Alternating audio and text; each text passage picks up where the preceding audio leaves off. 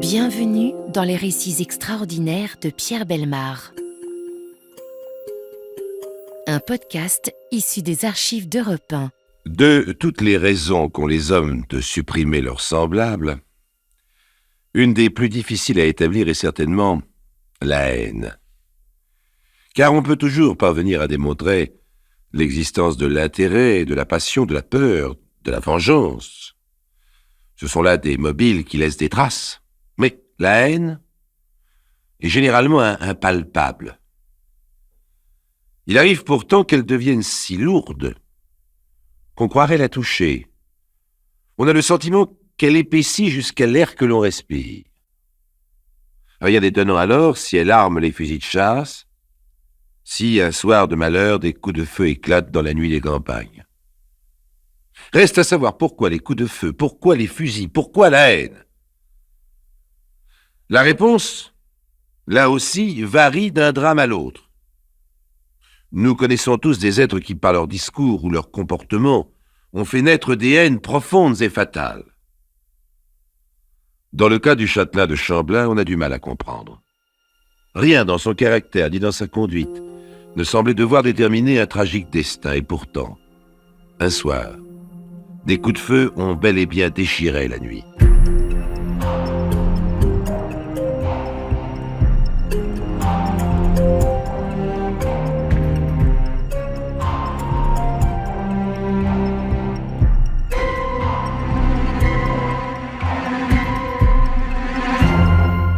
En 1835, au Puy, dans la Haute-Loire, Louis Villardin de Marcellange épouse Théodora de la Roche-Négly de Chamblat. Le jeune marié, âgé de 28 ans, appartient à une famille honorable, mais pas très aristocratique, de Moulins. En revanche, la jeune épouse porte un des noms les plus glorieux d'Auvergne. S'agit-il vraiment d'une mésalliance ? Peut-être, on ne sait pas grand-chose sur Théodora de Chamblat. La chronique rapporte seulement qu'elle n'est plus jeune, et je cite, « qu'elle n'a point reçu de la nature les grâces, même les plus vulgaires, de son sexe. » Plus jeune en 1835, pour qualifier une jeune mariée, cela ne signifie pas grand-chose. Elle peut fort bien avoir 25 ans, par exemple. Elle peut aussi bien sûr être un peu plus âgée que son mari. Quant aux grâces qu'elle n'a point reçues de la nature, que veut dire le chroniqueur anonyme en ajoutant même les plus vulgaires? Retenons simplement que Louis de Marcellange a probablement passé sur l'absence de charme de sa future épouse pour entrer dans une famille plus reluisante et plus fortunée que la sienne. Monsieur de Chamblat, le beau-père, a de la sympathie pour son gendre. Il est décidé à aider les jeunes ménages. Il lui loue le château et le beau domaine de Chamblat, situé à quelques kilomètres du Puy, pour une somme tout à fait modeste.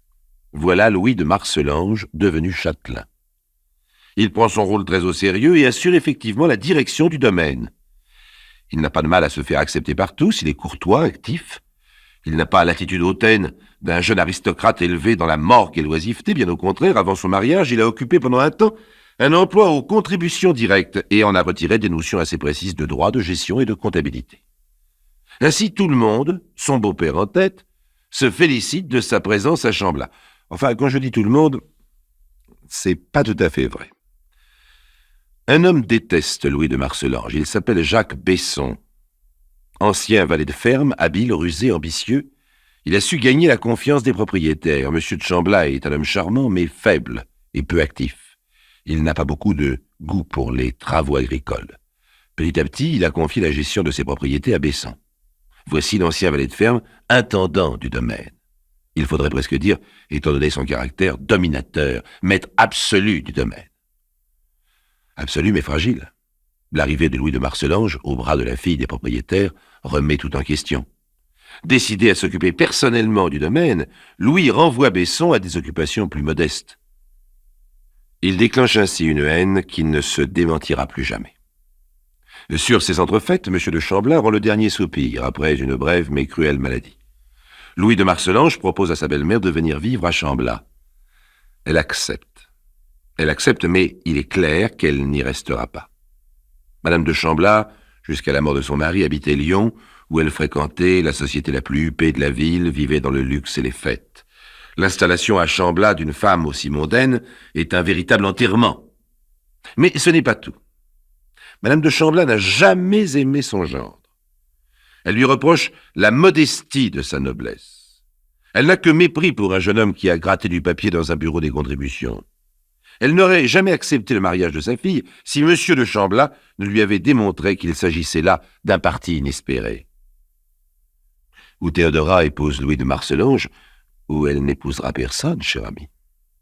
N'épouser personne pour une Laroche-Négly de Chamblas, c'était évidemment inacceptable. Mais au fond, maintenant que ce petit jeune homme a joué son rôle, maintenant que Théodora n'est plus une laissée pour compte, pourquoi ne pas se débarrasser d'un gendre détesté? C'est vrai. Théodora a conquis ses galons de femme respectable. Elle a pondu un petit garçon. Un second est en route. Il est temps d'écarter le mari encombrant.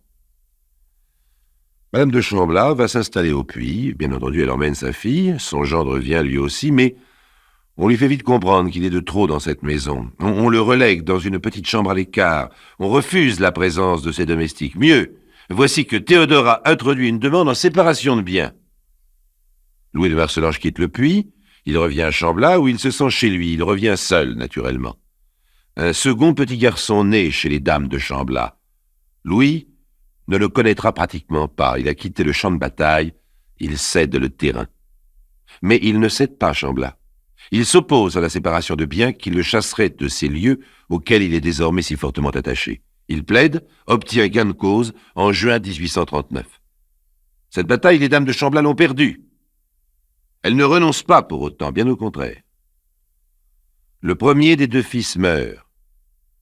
Le chagrin ne modifie pas l'attitude des deux femmes. Aucun geste de réconciliation n'est à espérer. Bien plus, quelques mois plus tard, quand le deuxième enfant meurt à son tour, elles ne préviennent même pas son père. La situation paraît définitivement bloquée. Pourtant, il n'en est rien. Il a beau aimer Chamblas, Louis a du mal à supporter l'atmosphère de tristesse et de tension qui pèse sur sa vie quotidienne. Il a une sœur et un frère qui habitent toujours Moulins. Alors il décide de les rejoindre, de regagner sa ville natale, de retrouver ses parents, ses amis de jeunesse. Il met ses affaires en ordre, prépare ses bagages, fixe le jour de son départ. Le 2 septembre 1840, il prendra la route et dira un adieu peut-être définitif à cette maison où il a connu quelques moments d'enthousiasme et de longues heures de découragement. La veille de son départ, la soirée se déroule comme à l'accoutumée.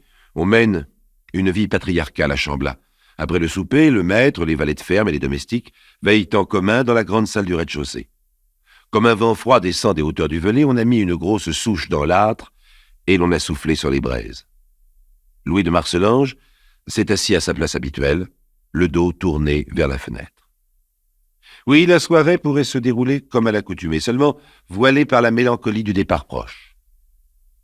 Mais quelque chose se produit tout d'un coup, qui l'a fait basculer dans le drame. Brusquement, une grande lueur illumine la fenêtre devant laquelle Louis de Marcelonge est assis. Des carreaux volent en éclats, une explosion fait trembler les murs. Le maître de maison tombe, la tête en avant, parmi les bûches du foyer. On se précipite vers lui, on le relève. Du sang coule de sa bouche. Il est déjà trop tard. Louis de Marcelonge a été tué net d'un seul coup de fusil. Dès le lendemain, la justice commence son enquête.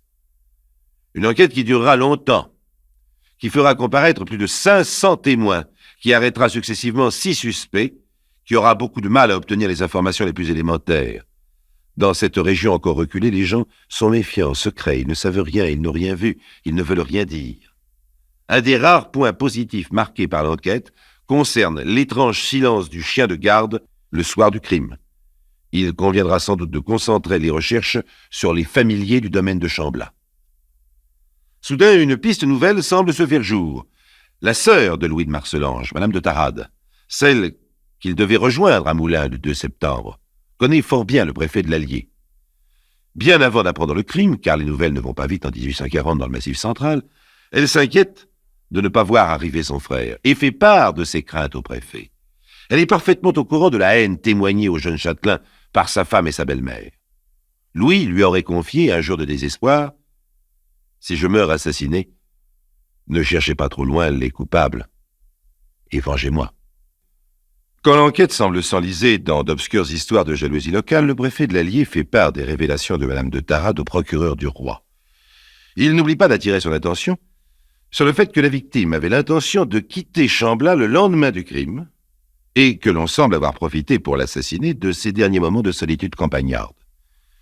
Pendant ce temps, la gendarmerie recueille d'autres éléments. Par exemple, elle apprend que depuis plusieurs mois, un jeune berger de Chamblat, André Arzac, a prédit à différentes reprises le meurtre de Louis de Marcellange, que depuis le soir du crime, le même André Arzac, décidément trop bavard, déclare volontiers « Moi, je sais une chose énorme ». Ce qui ne l'empêche pas d'ajouter vertueusement, dès qu'on lui réclame des détails, « Non, non, quand on me couperait le cou, je dirais rien ». Mais il en a déjà trop dit. Un domestique du domaine observe qu'André Arzac connaît bien les chiens de la maison. Il ne lui était pas difficile d'écarter le plus dangereux ou de lui faire garder le silence.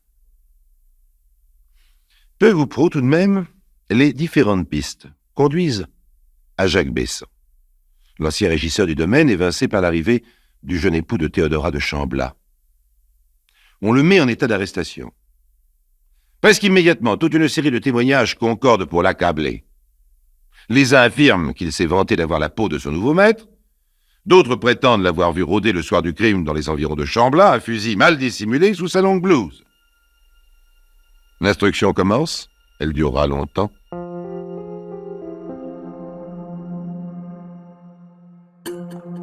Les récits extraordinaires de Pierre Bellemare, un podcast Europe 1. À première vue, les choses paraissent simples. La plupart des témoignages s'accordent à voir en Besson, l'ancien régisseur du domaine de Chamblat, un personnage des plus suspects. Ce qui complique la tâche des magistrats, c'est que ce suspect a un alibi, et un alibi des plus solides. Jour du meurtre, je relevais à peine d'une variole, j'étais bien incapable de faire à pied les 7 kilomètres qui séparent le puits du domaine de Chamblat. D'ailleurs, je suis logé par mesdames de Chamblat et celles-ci témoigneront de ma présence chez elles au moment du crime. Effectivement, la justice enregistre ces témoignages. Ils émaneraient de deux personnes quelconques, on ne manquerait pas de les tenir pour douteux, on y verrait peut-être même le signe d'une complicité. Mais ces témoignages sont apportés par la femme et la belle-mère de la victime. On sait bien que ces dames n'avaient aucune sorte d'affection pour Louis de Marcellange, mais de là à les soupçonner de complicité avec son assassin, il y a un pas que le magistrat le plus pointilleux hésite à franchir. Si bien que l'instruction de l'affaire s'éternise. Il faut 19 mois pour qu'elle soit close. Enfin, le juge envoie Jacques Besson devant la cour d'assises du Puy. Le meurtre de Louis de Marcellange donne lieu à 4 procès successifs, rassurez-vous. Je ne vous les raconterai pas en détail, d'ailleurs ce serait inutile, car leur examen attentif révèle d'innombrables redites. Le premier procès s'ouvre le 4 mars 1842, au Puy-en-Velay. Il faut en retenir seulement 3 éléments. Primo, André Arzac, l'ami de Jacques Besson et peut-être son complice, cité comme témoin, se montre à la fois d'une telle insolence et d'une telle mauvaise foi que la cour s'en émeut. Convaincu de mensonge, il est arrêté pour faux témoignage. De son côté, Besson récuse les juges du Puy en suspicion légitime. Vous savez sans doute ce que cela signifie. Un accusé a le droit de refuser d'être jugé par un tribunal et un jury de sa propre région dès l'instant qu'il estime que ces juges risquent d'être influencés par leurs proches ou même tout simplement par une opinion publique plus passionnée. On renvoie donc Besson devant une autre cour. Deuxième procès, celui d'André Arzac, le berger comparé devant la cour d'assises du Puy. Non seulement l'accusation de faux témoignage que l'on a portée contre lui est confirmée, mais encore sa complicité avec Besson dans le meurtre de Louis de Marcellange ne fait désormais plus aucun doute. Il est finalement condamné à 10 ans de réclusion criminelle. Ce deuxième procès a tout de même apporté un fait nouveau. On apprend que Théodora de Marcellange, la propre femme de la victime, a eu d'étranges attentions pour Arzac et Besson.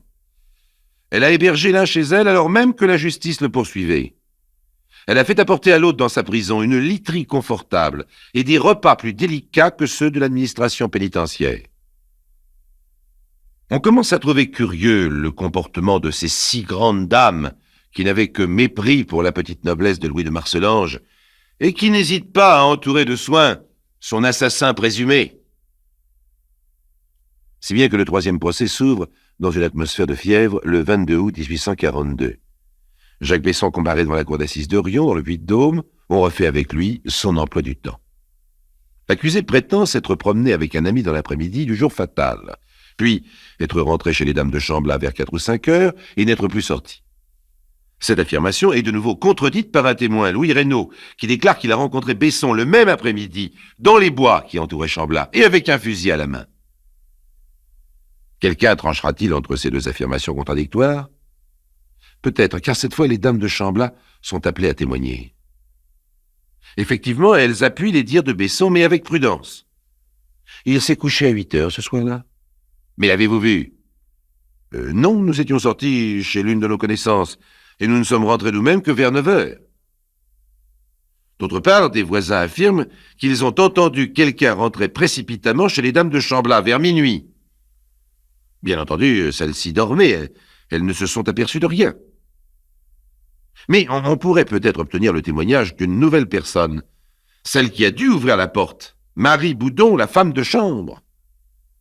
Ah oui, mais personne ne sait où se trouve Marie Boudon. Peu de temps auparavant, Madame de Chambla l'a emmenée avec elle, au zoo, à Aix, et vous voyez comme les choses sont bizarres, elle l'a laissée là-bas. Elle ne saurait dire pourquoi. La vieille dame de Chambla vient de perdre la partie. L'ambiguïté de son attitude retombe sur la tête de l'accusé. Le 27 août 1842, Jacques Besson est condamné à mort. Il se pourvoit en cassation et obtient d'être à nouveau jugé. Le 14 décembre 1842, le rideau se lève devant la cour d'assises de Lyon pour le 4e acte de cette sinistre affaire.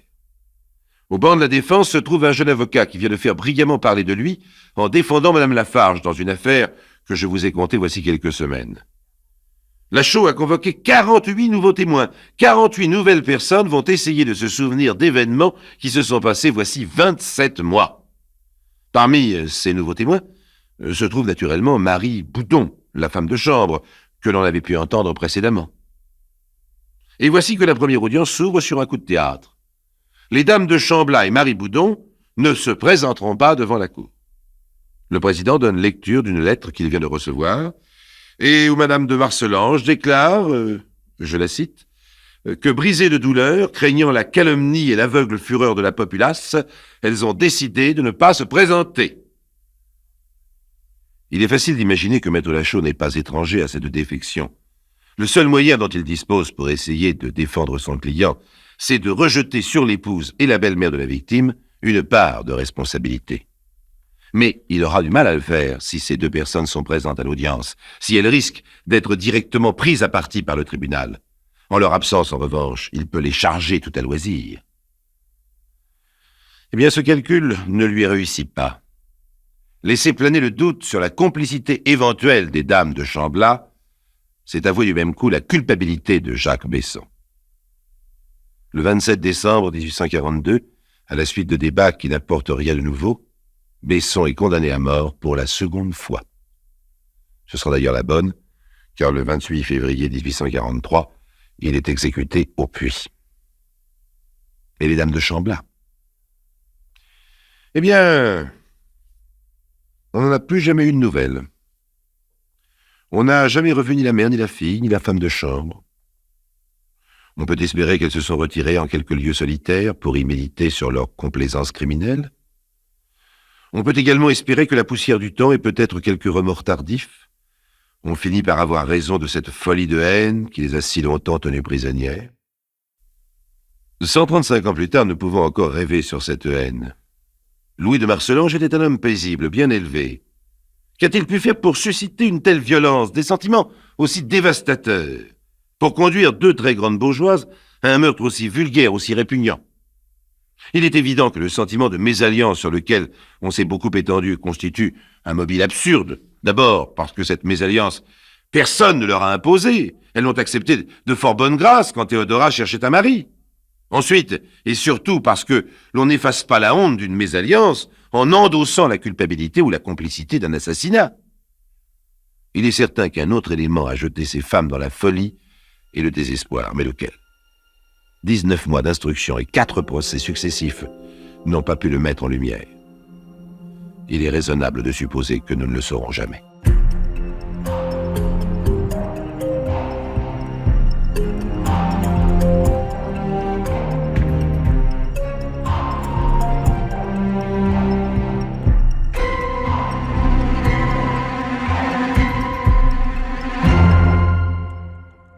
venez d'écouter Les récits extraordinaires de Pierre Bellemare, un podcast issu des archives d'Europe 1 et produit par Europe 1 Studio. Réalisation et composition musicale, Julien Tarot. Production, Lisa Soster. Patrimoine sonore, Sylvaine Denis, Laetitia Casanova, Antoine Reclus. Remerciements à Roselyne Bellemare. Les récits extraordinaires sont disponibles sur le site et l'appli Europe 1. Écoutez aussi le prochain épisode en vous abonnant gratuitement sur votre plateforme d'écoute préférée.